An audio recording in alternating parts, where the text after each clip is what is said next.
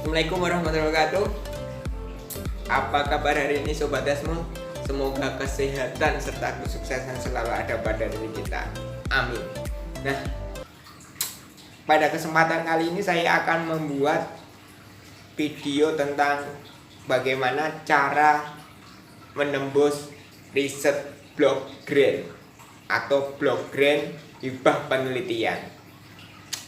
Sebelumnya silahkan klik tombol subscribe dan aktifkan tanda loncengnya agar selalu dapat notifikasi video-video berikutnya. Oke, langsung aja kita bahas bagaimana cara menembus riset blok grant atau hibah penelitian, khususnya bagi kita seorang guru. Jadi awal tahun 2019, alhamdulillah saya mendapatkan sebuah riset blok grant senilai 15 juta dari Samuel, dan saat itu dari sekitar 1.400 peserta hanya diambil 13 peserta yang mendapatkan hibah penelitian.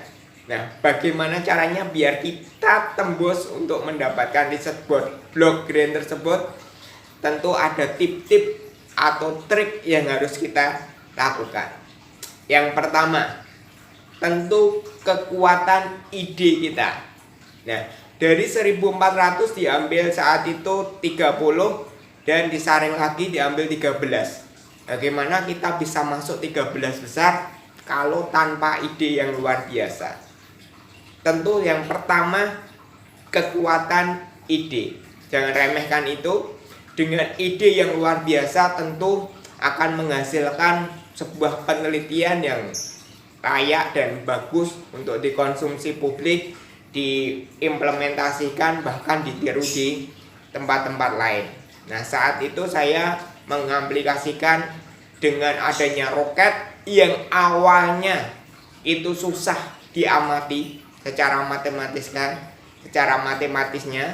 itu saya masukkan ke dalam kelas dengan membuat sebuah inovasi alat serta desain anak menggunakan teknologi. Jadi STEM yang saat itu saya angkat. Kekuatan ide tentu harus dengan isu-isu yang sedang berkembang juga harus diterapkan di situ. Misalkan saat ini hubungannya dengan COVID atau PJJ. Untuk mendapatkan riset blok grant saat ini harus ada hubungannya dengan itu. Kembangkan ide yang kuat tentang itu. Nah, itu kekuatan ide yang pertama. Yang kedua, jelas nanti setelah itu diseleksi dari 1.400 diseleksi 30 besar. Nanti ada wawancara biasanya. Wawancara nanti sudah mengulas ke detail. Dan cara yang kedua, metode atau tip yang kedua yaitu metode penelitian yang akan kamu lakukan atau yang akan kita lakukan itu harus jelas dan detail. Metodenya yang digunakan seperti apa, menggunakan metode apa, terus hasilnya kira-kira hipotesisnya bagaimana, itu di awal sudah harus detail juga. Tentu di metode dengan penulisannya jangan lupa tetap sesuai track yang diinginkan atau selingkung yang diinginkan dari penyelenggara blok grant atau hibah penelitian tersebut. Misalkan kalau diinginkan hanya maksimal 10 halaman, jangan buat lebih. Boleh lebih nanti di lampiran. Lampiran itu nanti hubungannya nanti yang ketiga, yaitu profil kita. Nah, tip profil. Ternyata secara tidak kita sadari, kekuatan profil yang kita tonjolkan saat kita mengajukan hibah penelitian itu memiliki porsi minimal 20% penilaiannya. Dengan poin 20% itu sudah akan menggeser ratusan kontestan yang lain. Ingat, tulis penelitian yang pernah dilakukan di profil.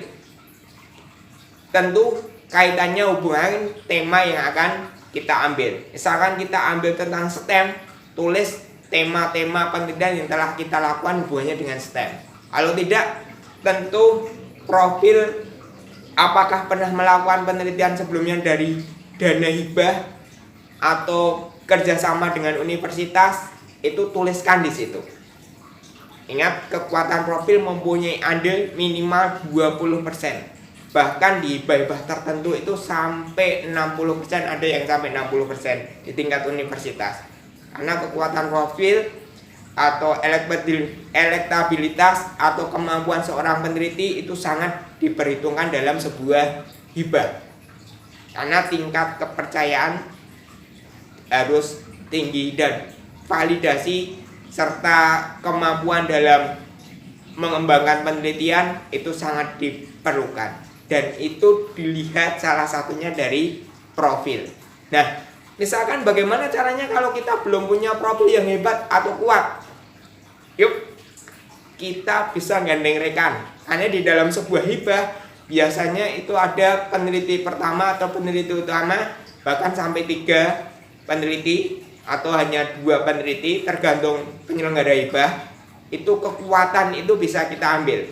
Misalkan kita belum punya profil sama sekali, silahkan cari rekan kerjasama dengan teman kita yang sudah punya profil luar biasa. Itu akan mendongkrak nama kita nanti. Nah, setelah itu berikutnya kita bisa mengajukan hibah-hibah secara mandiri. Itu ya, kekuatan profil. Dan yang keempat, ini terakhir 4 tip aja. 1 tadi kekuatan ide, 2 kekuatan metode yang kita gunakan kaitannya nanti dengan selingkungnya, yang ketiga kekuatan profil, dan yang terakhir ini utama, karena kita akan mengajukan hibah atau dana. Nah, realisasi anggaran dana ini harus realistis atau sewajarnya. Jangan sampai membuat anggaran yang membengkak yang tidak bermanfaat atau mengada-ada anggaran untuk markup anggaran. Itu sangat fatal kaitannya. Karena kita akan meminta dana untuk penelitian kita, tentu anggaran yang kita tulis di RAB harus sewajarnya. Nah, kiranya 4 tip itu sebenarnya yang utama. Kekuatan ide, saya ulang lagi, kekuatan metode, kaitannya nanti juga dengan tata tulisnya sesuai selingkung yang diinginkan, kekuatan profil kita, serta yang terakhir RAB yang sewajarnya. Ini RAB ini sangat vital karena nanti ada hubungannya dengan pertanggungjawaban laporan di akhir. Kalau kita buat RAB-nya di awal rancangannya sudah tidak wajar atau seakan-akan mengada-ada, dana di markup dan lain sebagainya, hanya ingin mendapatkan uang semata tanpa mengembangkan keilmuan, itu akan berakibat fatal dengan proposal kita. Nah, kiranya 4 cara atau 4 tip itu yang telah saya lakukan dan alhamdulillah menembus dana hibah, dan alhamdulillah juga diajak riset partner berikutnya dengan sesama rekan saat itu yang mendapatkan hibah lewat itu semua. Semoga bermanfaat. Yuk, sekali lagi sebelum mengakhiri channel ini, silahkan klik tombol subscribe dan aktifkan tanda loncengnya untuk selalu mendapatkan notifikasi di video-video berikutnya. Oke, sekali lagi salam sehat dan sukses selalu untuk kita semua. Cerdas,